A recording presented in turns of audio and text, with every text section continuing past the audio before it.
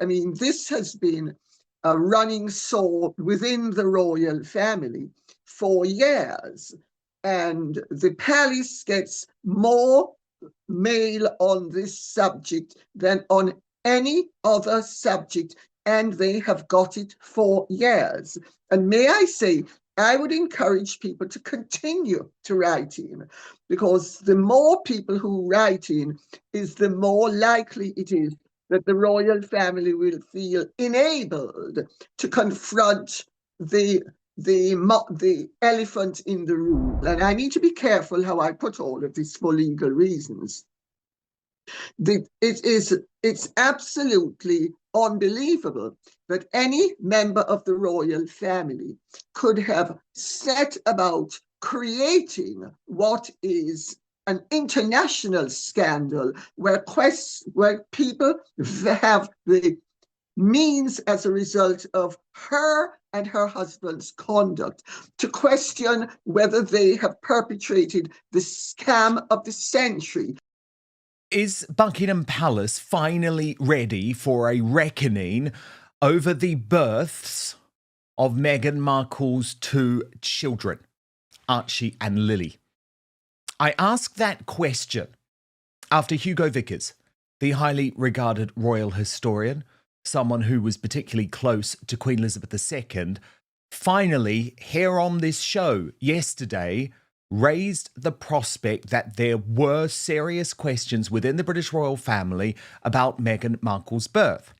Remember, this is exactly what he told me. I want to read it to you because it's important.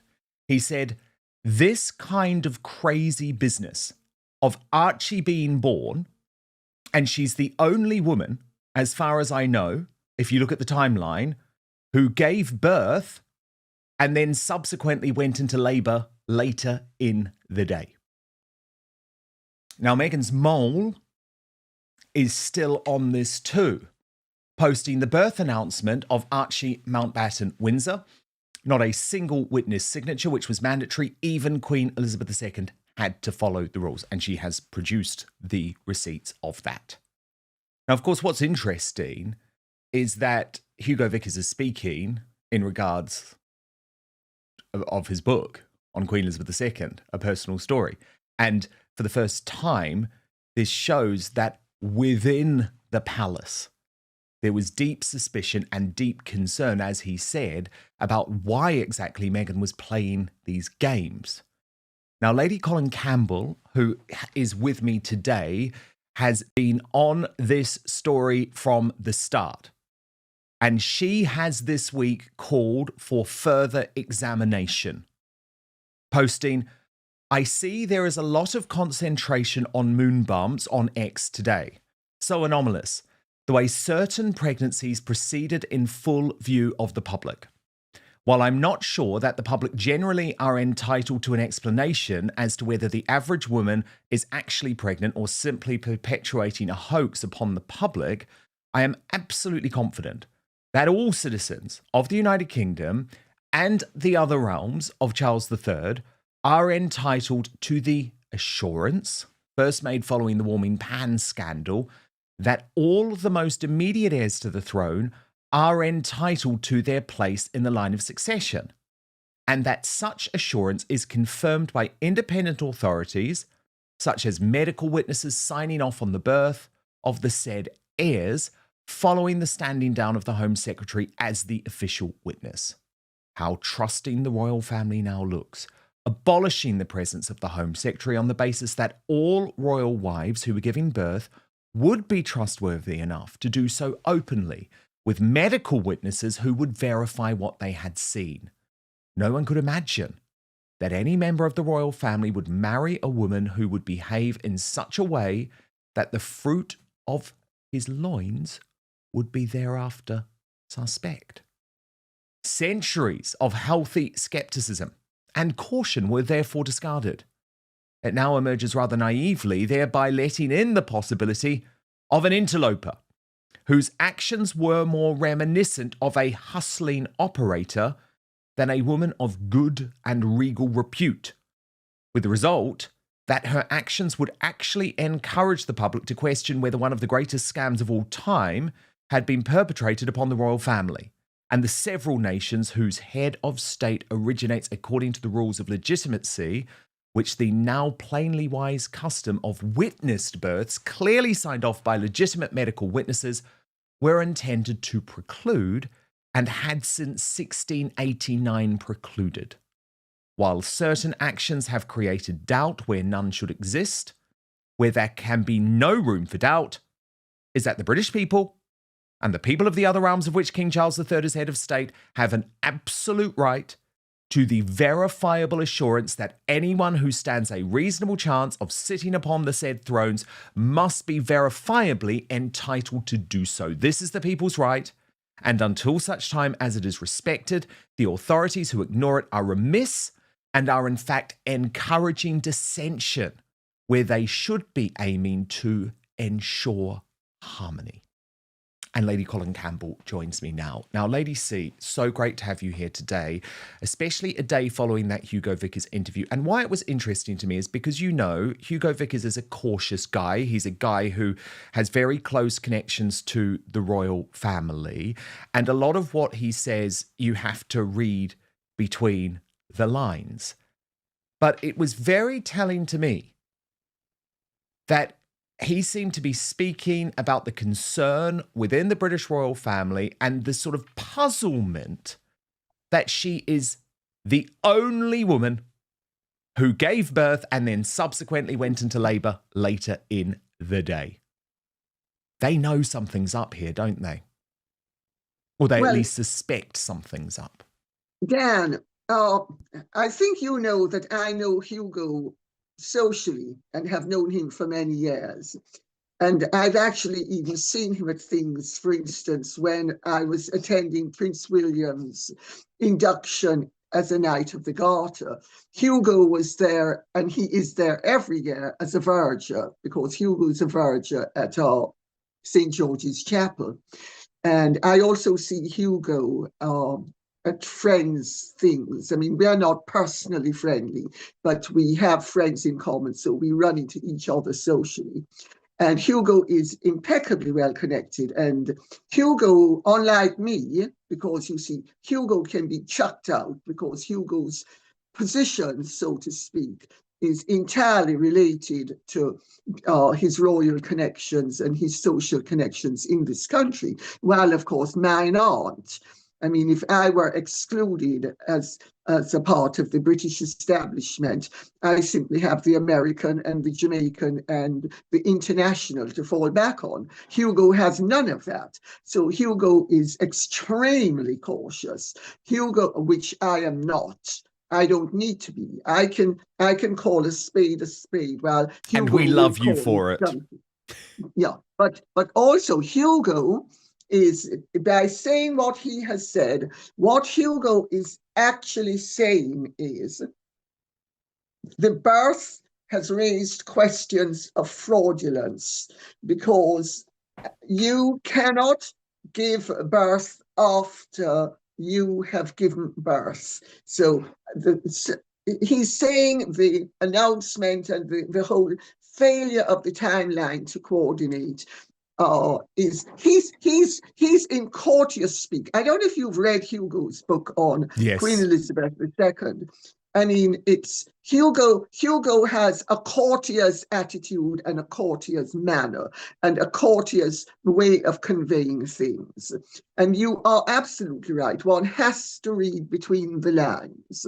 I mean, with me, you don't have to read between the lines, because I don't give a flying you-know-what's it.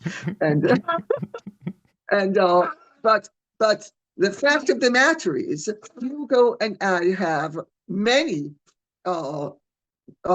connections in common, and then I know connections that he has that I don't have in common with him, but he doubtless knows connections that I have that he doesn't have. And I mean, this has been a running sword within the royal family for years. And the palace gets more mail on this subject than on any other subject, and they have got it for years. And may I say, I would encourage people to continue to write in, because the more people who write in is the more likely it is that the royal family will feel enabled to confront the elephant in the room. Because the fact of the matter is, it is a scandal that this subject at all, and I need to be careful how I put all of this for legal reasons, it's absolutely unbelievable that any member of the royal family could have set about creating what is an international scandal where people have the means, as a result of her and her husband's conduct, to question whether they have perpetrated the scam of the century upon not only the royal family and the British people, but the other realms of which any heir to the throne is heir to that throne as well.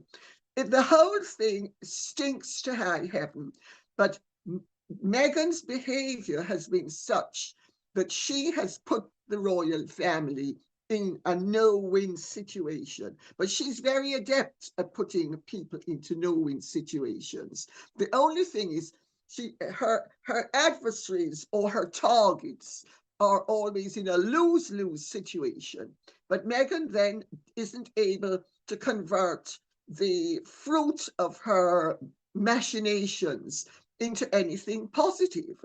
So she does the damage, but she doesn't actually end up reaping the reward, whether it's her crazy ideas about business, such as was never, or selling Auschwitz shirts on whatever that Bondi site is called. I've Beach. forgotten. Yeah. You know, yeah. Well, let's not give her the publicity anyway. So no, but Hugo is confirming what I have written about for years and been saying for years. And the mere fact that Hugo is confirming it shows how very close to bursting point that overblown balloon is. And Lady C, I've got a couple of things to ask you. Firstly, why do you think this is bubbling to the surface again? What prompted you, for example, to make your very detailed post that I read out at the top of the show? Well, anybody, Dan, who believes in law and order and due process will be concerned when somebody is effectively taking the mickey. And Meghan has been taking the mickey for years. And should she be allowed to not? Should she be allowed to have this mess continue? Because the public keeps on questioning it and commenting about it. It's what I have done and have done in the past is in reaction to public approaches to me. You know, I was in touch with one of the senior courtiers in the last reign about all of this, when I had got most likely hundreds of thousands of comments from people about this. And I won't say, you will know who I'm speaking about that I was in touch with, because you were in touch with him as well over other stuff, I know. But we're not allowed to say who we were speaking to. And but this has been an ongoing concern for years. And it's highly damaging to the royal family's reputation, because the public will somehow misinterpret what has happened into thinking that the royal family has somehow been collusive with what they regard as really the greatest scam of all time. And they don't seem to understand that the royal family has to function within legal limits, and that you cannot be the head of state of a constitutional monarchy that is a democracy and flagrantly break the law just because you know that somebody else might have broken the law, or indeed has broken the law. So for all of it's a matter of responsibility. And I suspect, I could be wrong, but I know it's such a hot potato that I suspect the resolution will be down the line when Harry and those children will be removed entirely from various situations and positions. That, I think, is going to be the neatest, cleanest way of resolving something, rather than any confirmation or exposure. Yeah, I totally agree with you there, Lady C, but that's where a lot of people, and especially a lot of outspoken viewers, have a huge issue, because of course they want Prince William to strip Archie and Lily of their titles, remove them from the line of succession, and by the way, Harry and Meghan too. But they also want justice. They're not just happy for this to be swept under the carpet. But you're saying something that I've said for a long time, which is that William just won't go there, will he? Because he doesn't need to. His priority is not looking at what they did. It's simply dealing with the future and making sure that they're unable to cause trouble in the future. So if they're removed from the line of succession, if they lose their titles anyway, what happened with the births almost becomes irrelevant. But that's not going to please a huge number of people, Lady C. But first, the #1 worst fruit for your waistline. Are you turning healthy fruits into highly unhealthy fruits without even realizing it? Fruit can be one of the healthiest things you can put into your body, but the majority of Americans are guilty of making this single mistake that can counteract all of the health benefits of fruit. Some fruits help with occasional constipation, reduce bloating, and even help burn calories. Others can wreak havoc on your digestive system and energy levels. I came across this viral presentation from world-renowned surgeon Dr. Stephen Gundry that showcases the 3 fruits to stop eating today. And it was shocking. I had no idea. And after finding it out, I've stopped eating these too. I'm going to put a link for you all to watch it because I want you to gain this information. I think it's truly important. You can watch it right now at thehealthyfat.com/outspoken. That's thehealthyfat.com/outspoken. I also linked it in the description box below the video too, so make sure to click on it or just go to thehealthyfat.com/outspoken. Oh, and by the way, eliminating these fruits could forever change the way we help increase energy levels, decrease brain fog, support digestion, and even lose weight. So make sure to click below or go to thehealthyfat.com/outspoken to find out now. Dr. Gundry has lost 70 pounds himself using his research and has kept the weight off for over 20 years and counting. His digestive issues are gone, his health is fantastic, and he feels younger and healthier today than he did in his 40s. His video has been watched by over 20 million people to date, and you can watch and learn more about it at thehealthyfat.com/outspoken. It's linked at the bottom of this video, but he'll teach you exactly how he has kept his weight off for free at thehealthyfat.com/outspoken. Just click on the link in the description below the video. But now, back to the show. No, it's not, Dan, but the public are not always as realistic as you or I would be, because the public think in black and white terms, and I am not decrying their attitudes, by the way. It would be very nice if at the resolution of a difficult issue, that wrong was clearly declared to be wrong and right was clearly declared to be right. But that is not how things work in the legal world or in the real world, because you have all sorts of considerations. And I will use as an example not too long ago, about a week, I think, or so ago, there was the settlement of the Blake Lively, Justin Baldoni matter, as it's called. In fact, it was Lively against Wayfarer, because Justin Baldoni and all of the individuals had already been exonerated by Judge Lyman. But the public don't seem to understand, or didn't understand in their reactions, that what they thought was a disappointment because it was a settlement and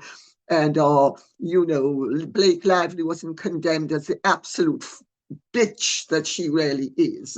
And I mean, people say that, and I have to say I agree with it. I think the woman is right up there with Meghan Markle and Amber Heard. I think that if the stocks existed today, she should be putting it for 3 months without a break, and everybody should go and treat her to her just desserts. But the public doesn't seem to understand that Justin Baldoni had an absolute win, and so did Wayfarer. And they don't understand that when you are dealing with legal matters, there's no sort of crowing of victory. Well, you will know, Dan, you've been involved in really messy, nasty legal proceedings recently, and you will know that at the end of it all, when everything is settled, the victim never gets the recognition of the vindication that the victim deserves. No, 100% not. And there are a whole load of reasons why it can be incredibly complicated sometimes to even be able to speak about how you have had a true victory because of legal limitations that assured you that victory. So I agree, it is incredibly complicated, but I do think, Lady C, one thing that is atrocious and that we can both agree is atrocious is the mainstream media's total lack of curiosity when it comes to especially Archie's birth. Because I can understand that Lily's birth is different, Lady C. It's a private birth.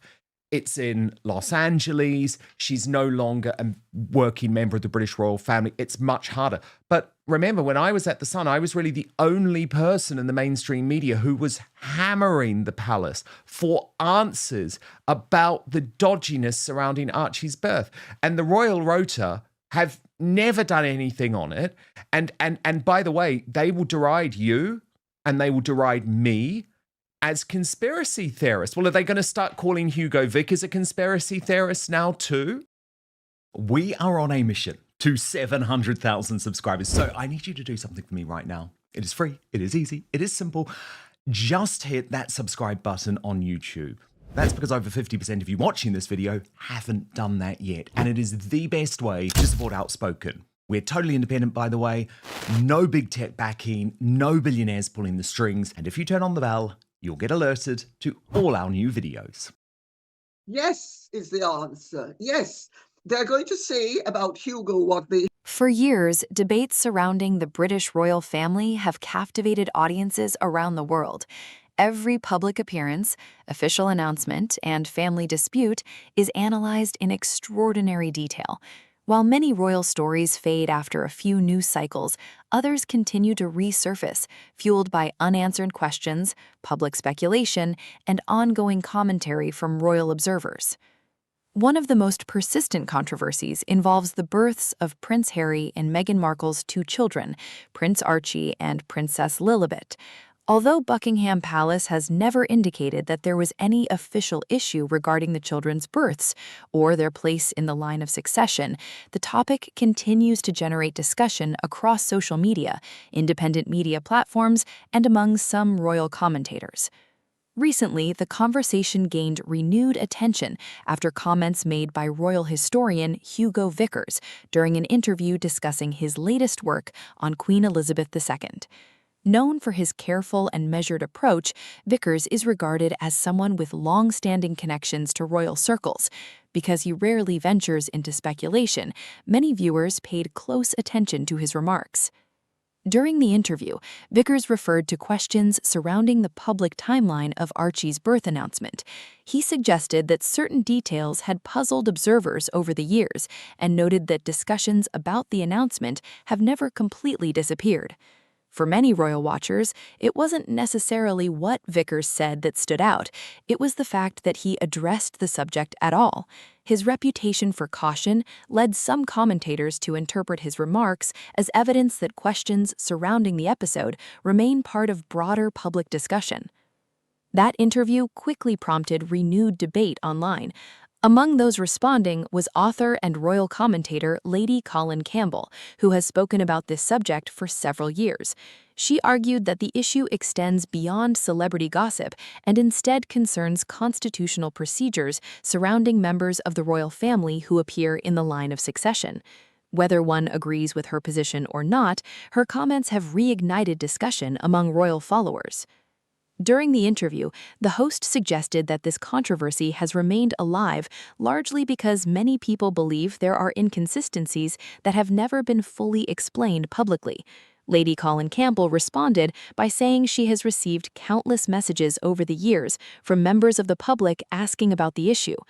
She claimed that the subject has generated significant public interest for years and argued that it continues to attract attention because many people remain unconvinced that all of their questions have been addressed. Importantly, these views represent the opinions of Lady Colin Campbell and others who share similar concerns. Buckingham Palace has not publicly endorsed these claims, and there has been no official finding that supports allegations of wrongdoing regarding the births of Archie or Lilibet. Nevertheless, the persistence of the discussion itself is noteworthy. Unlike many royal controversies that disappear after a few headlines, this one has repeatedly resurfaced whenever new interviews, books, or documentaries revisit Harry and Meghan's departure from royal duties. Some commentators argue that the continued speculation reflects broader frustrations surrounding communication from the Sussexes and the palace during that period. Others believe the controversy has been amplified by social media, where rumors often spread much faster than verified information.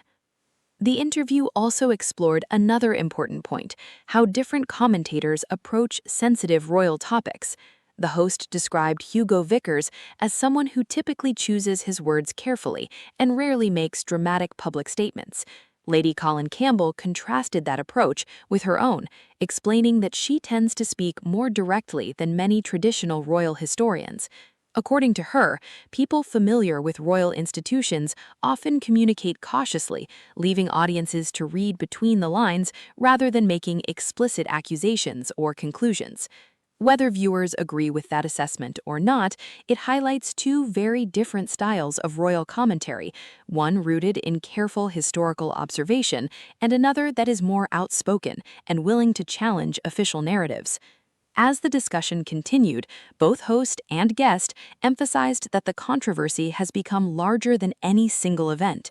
In their view, the central issue is not simply one announcement or one timeline, but the wider question of how constitutional institutions maintain public trust during periods of intense scrutiny.